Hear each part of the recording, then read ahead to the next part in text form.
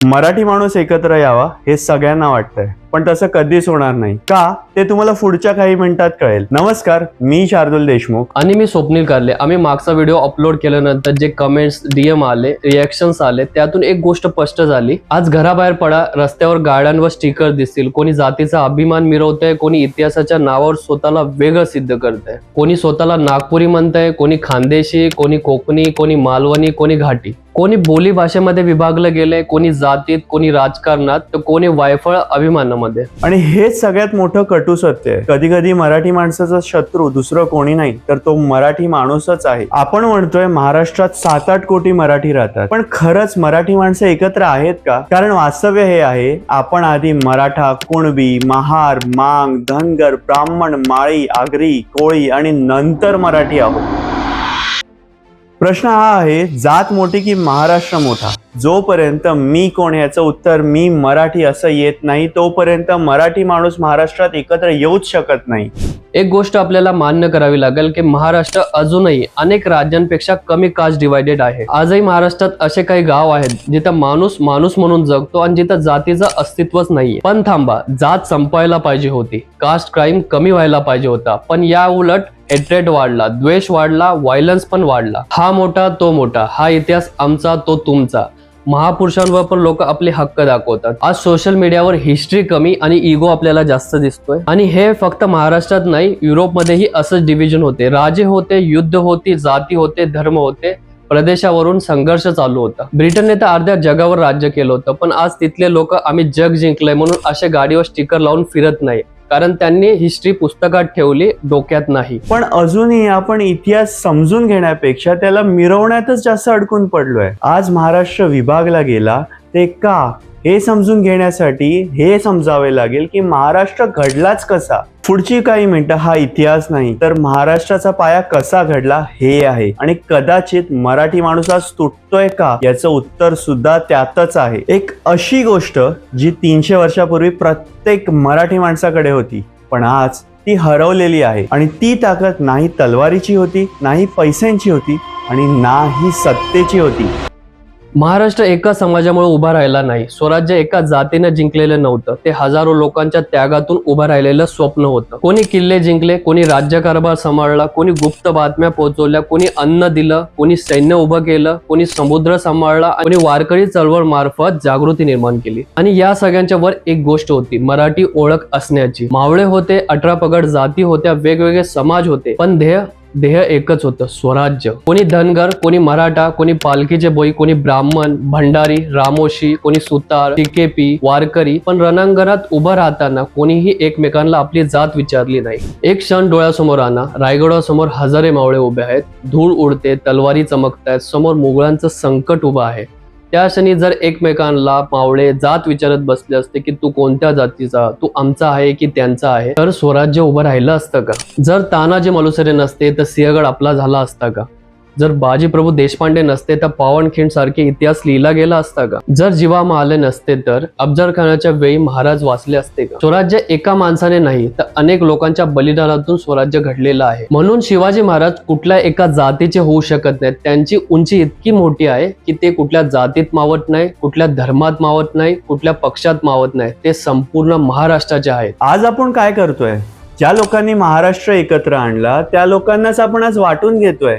कोण म्हणतं हे महापुरुष आमचे, कोण म्हणतं ते महापुरुष आमचे. अरे महापुरुष काय मालमत्ता आहेत का जे तुम्ही वाटून घेताय? अरे त्यांच्याकडनं प्रेरणा घ्यायची असते, त्यांना भिंतीपर्यंत सीमित नसतं ठेवायचं. एकेकाळी महाराष्ट्राला जोडणारा इतिहास आज महाराष्ट्रालाच तोडायला वापरला जातोय. जरा इंस्टाग्राम किंवा युट्यूब उघडा, त्याच्या कमेंट सेक्शन मध्ये जा, तिथे तुम्हाला अभिमान कमी, तुलना जास्त दिसते, आदर कमी, मालकी हक्क जास्त दिसतो, एकी कमी आणि भांडणं जास्त दिसतात. प्रत्येक जण स्वतःच्या गटामध्ये विभागला गेलाय आणि महाराष्ट्र हा मागे पडत चाललाय. ज्या महाराष्ट्राची ओळख पुरोगामी अशी होती, जिथे फुले झाले, जिथे आंबेडकर झाले, जिथे शाहू महाराज झाले, जिथे सावरकर झाले, जिथे आगरकर झाले, जिथे प्रबोधनकर झाले, त्या महाराष्ट्रामध्ये आज जातींच्या भिंती वाढल्या. आणि हे सगळं असंच चालू राहिलं तर पुढच्या पिढीला मराठी म्हणून नाही तर जातीत विभागलेला समाज म्हणून ओळखलं जाईल. जसं ही सोसायटी या जातीची, ती सोसायटी त्या जातीची, असे म्हणून मराठी विभागले जातील.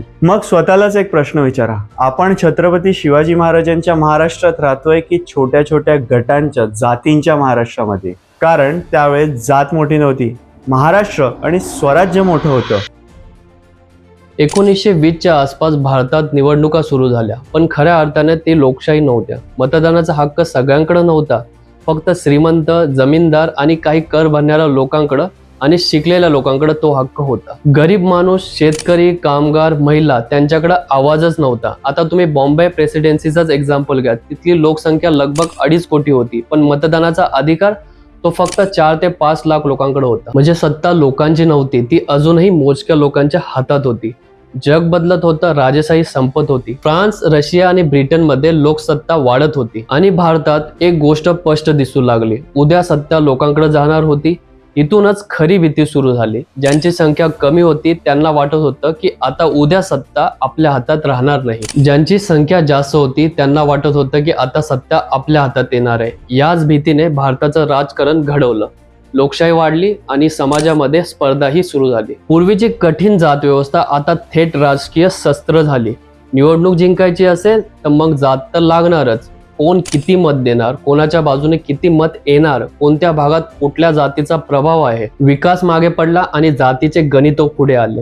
मग प्रत्येक समाज स्वतःभोवती जातीचे भिंती उभ्या करत होता. स्वतःचे नेते, स्वतःचे नायक, स्वतःचा इतिहास आणि स्वतःचे नेतृत्व उभं करू राहिले. राष्ट्रीय नेत्यावरही मालकीचे सिक्के बसायला लागले. इथूनच भारत हळूहळू जातीमध्ये विभागला गेला. ज्या महाराष्ट्राला एकत्र आणण्यासाठी कित्येक लोकांनी आपलं आयुष्य घातलं, त्याच महाराष्ट्रात आज जातींचा वाद वाढलाय. छत्रपती शिवाजी महाराजांनी 18 पगड जातींना एकत्र आणलं. संत तुकारामांनी अध्यात्मातून लोकांना एकत्र आणलं. Doctor B.R. आंबेडकरांनी कायद्यातून लोकांना एकत्र आणलं. शाहू महाराजांनी इक्वॅलिटीतून एकत्र आणलं. वीर सावरकरांनी पतित पावन मंदिरात सहजातीय भोजनातून लोकांना एकत्र आणलं. आगरकरांनी सुधारक वर्तमानपत्रातून लोकांना एकत्र आणलं. पण इथे अजूनही हाच प्रश्न उभा आहे, इतके सुधारक झाले, इतक्या चळवळी झाल्या, तरी जात अजून जिवंत का? कारण जात फक्त समाजात राहिली नाही, ती राजकारणाचा भाग झाली. जसं भारतात लोकशाही आली तसं मतांसाठी जातींच्या भिंती उभ्या राहिल्या. म्हणजे जात आता संपली नाही, ती राजकारणाचं शस्त्र बनली. रस्ते, रोजगार, उद्योग हे सगळे प्रश्न मागे पडले आणि पुढे आलं फक्त जातींचं गणित. माणसाकडे माणूस म्हणून कमी आणि वोट बँक म्हणून जास्त बघायला लागले आणि मग समाजामध्ये अविश्वास वाढला. अविश्वास वाढल्यामुळे राग वाढला आणि राग वाढल्यामुळे काही ठिकाणी क्राईम सुद्धा वाढले. पण थांबा, ही फक्त महाराष्ट्राची गोष्ट नाही. जगात जिथे जिथे धर्म आणि जातीवरती समाज तुटला, तिथे तिथे एकच पॅटर्न दिसला, अविश्वास, संघर्ष आणि मागे पडलेला समाज. आणि काही समाजांनी ती भिंत तोडली आणि ते समाज खूप पुढे गेले. पण नेमकी त्यांनी काय बदललं आणि आज आपण त्याच गोष्टींमध्ये का अडकून बसलोय, याचं उत्तर पुढच्या काही मिनिटात तुम्हाला मिळणार आहे. आणि हे ऐकल्यानंतर महाराष्ट्राकडे बघण्याचा तुमचा दृष्टिकोन बदलणार आहे.